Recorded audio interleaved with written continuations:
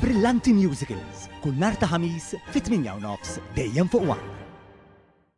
Il-Kap Nazzjonalista Bernard Grech għalli David Agius irid jevalwa l-informazzjoni li għandu brabta mal-allegazzjonijiet li għamel. Grech għal dan wara li tlieta fil-Parlament l-ex viċi Kap Nazzjonalista u llum kandidat tal-elezzjoni tal-Parlament Ewropew allega li r-rebbieħ tal-kampjonat tal-futbol Malti fil-Premier għal din is-sena diġà magħruf.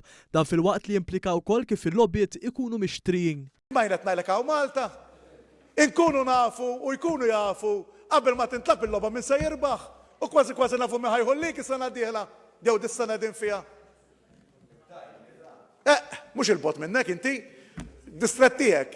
Fid-dawl ta' dan One News barra l-Parlament staqsal il-Kap Nazzjonalista Bernard Grech dwar l-allegazzjonijiet serji tad-deputat tiegħu. Grech tenna li Agius għandu jevalwa l-informazzjoni li jkollu. Ovvjament David Agius irid jevalwa x'informazzjoni għandu mbagħad jimxi minn hemmhekk. Fil-fatt minkejja dawn l-allegazzjonijiet serji Agius la semma li ma' tim qed jirreferi għalih u lanqas ta' dettalji li jistostanzjaw il-konklużjonijiet tiegħu.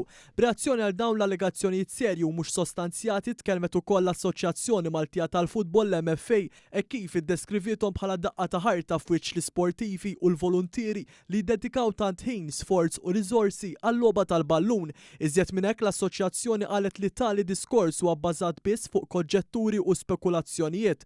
Minn barrek l-MFA fakret fid-dmir li tiġi rappurtata kull informazzjoni jew evidenza dwar lob mixtri jew kull forma oħra ta' korruzzjoni fl-isport Malti.